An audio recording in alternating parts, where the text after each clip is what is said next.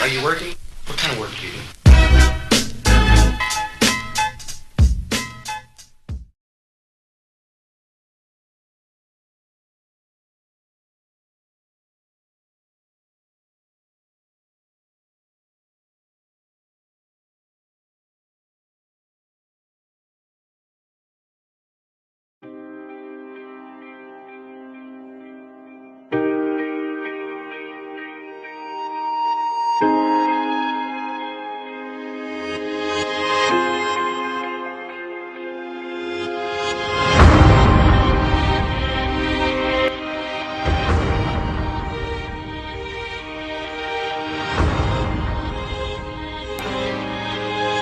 I'm not gonna say the name, but you will only be that guy. You will only eat for free. You will only drive around with people screaming your name for 4 years if you don't get your stuff together. You the man now, but you ain't gonna be the man forever. And the worst thing in life is not to be broke. The worst thing in life is to take some success and then you gotta go back to being a nobody. That's hard. I'm gonna say it again because I wanna make sure you catch it. It's one thing to be broke, but you do. Pick with the second pick in the 2012 NBA draft, select Anthony Davis. The Charlotte Bobcats select Michael Kidd-Gilchrist. It is the first time ever that the top 2 picks in the NBA draft have come from the same school. Bradley Beal celebrates his 19th birthday. An emotional moment for Dion Waiters. I ain't stopping for nobody. I got work to do and I'm gonna do it. The best. I'm not the brightest. It took me 12 years to get a 4-year degree. And I'm running circles around the dude who graduated from Michigan State as summa cum laude. Going to the league since you was a kid, they been hooking you up with stuff. You don't even have to pay for stuff. Like stuff you should have had to pay for. You didn't have to pay for because they knew you was coming to the league. And now what happens is you're going to face some adversity out there that mama can't get you out of. That daddy can't rescue you when you get out there in game 5. He can't rescue you. When you on the free throw line, you by yourself. You by yourself and you in their territory. And the crowd is chanting, mama can't save you now. Daddy can't save you now.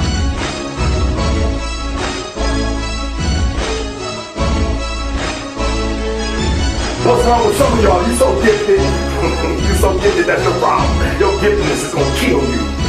Because while you gifted, what you gotta understand is, gift will only take you so far. You gotta have heart to win a championship. To go to the finals, it's gotta be more than just this and this. It's gotta go from here and here. Because everybody say we wanna win it all. Everybody say they number one. We gonna be number one. You gotta hear, but some of y'all ain't gotta hear. And it ain't until you get it here that you become a champion.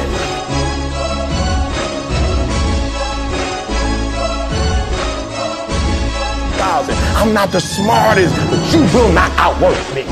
I wake up every morning at 3 o'clock. We got home from the University of Cincinnati at 2:45. I still didn't go to bed. At 3 o'clock, I went on my walk, my hour-and-a-half walk with God, came back in, did some work. Are you hearing me? You might be smarter. Your family might come from privilege. Your daddy might own a company, but you will not outwork me.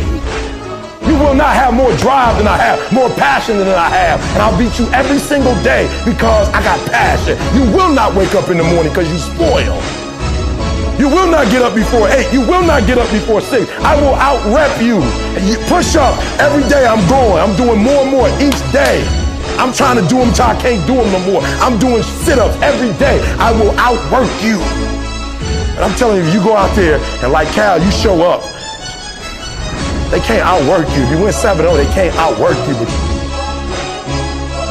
you know, it's a whole lot of NBA players, but you ever notice when you watch the game, they're just some guys, they just on a whole different type of level, right? And when I study, so I'm gonna give you 3 things, I'm letting you go. I'm gonna give you 3 things that's within these people that make them do what they do. And one of the things, if you've ever watched Michael Jordan, if you've ever watched Kobe, and I'm not a fan of either of the 2, but I love greatness.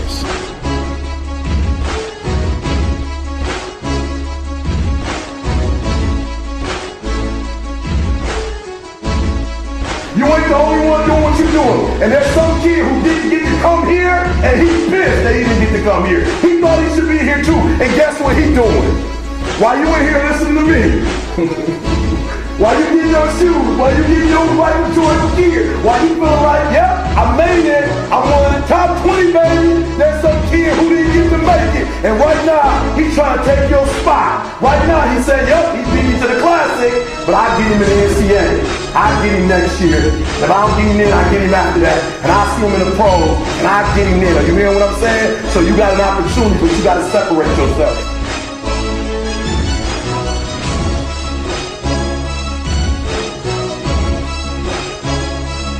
And so I'm telling you that this, listen to me very closely. My sweetest commercial that MJ did. You know the commercial where you know Michael just talking about how he made the game look. He apologized for making it look so easy.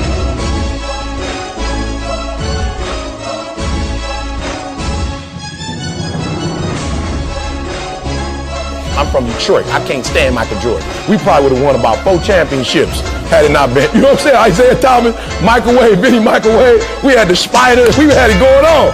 Rick Mahorn. I mean, we was murdering them. Michael Jordan came in and was like, nope.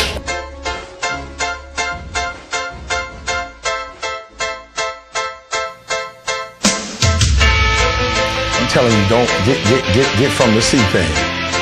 And I dare you for one time in your career, I dare you to exhaust yourself. I dare you to leave every single thing on the field one season. Everything. Walk off exhausted.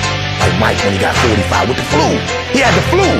Like for real, let's be honest. One of your players got the flu and they tell you I got the flu, I can't play. You're like, cool, I understand. We'll catch you next game. Mike was like, I got this, don't worry about it. But Mike, you got the flu.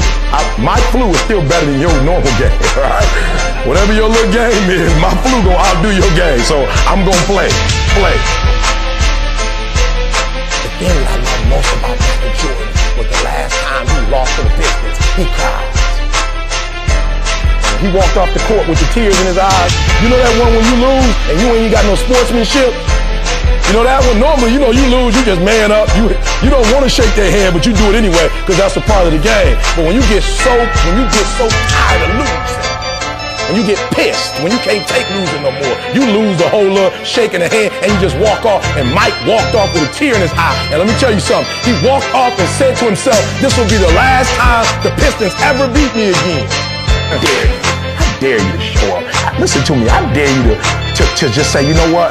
I'm not gonna save nothing this year. I ain't gonna save nothing. This year, I'm everything I got. Coach getting everything. Everything. Whatever they ask me to do, I'm doing that beyond. When I leave this year, I ain't gonna have nothing left. And why do I say that? I'm a runner. I run long distance. Some days when I run, I go 6, 7. But when I finish, I'm not breathing hard. Raise your hand if you know what I'm talking about. I just finished doing 6 miles, but I'm not breathing hard. Raise your hand. You know exactly what I'm talking about. No, raise your hand if you've ever experienced it. You've done what you're supposed to do, but at the end of the day, you're not really breathing real hard. Raise your hand. You did. You put the workout in. You did exactly what you're supposed to do. You did your exercise. You did your reps, but you still, you good. Tell me if you know a time when you ran so hard, you worked so hard, that you felt your chest. After you finished, you felt your heartbeat. Right? You ever worked so hard, you felt that blood, like you could taste blood. You worked so hard. Right? You sweating, and you knew when you finished, you had to sit down and get you something to drink because you knew you didn't have no more to give. Raise your hand if you had that experience.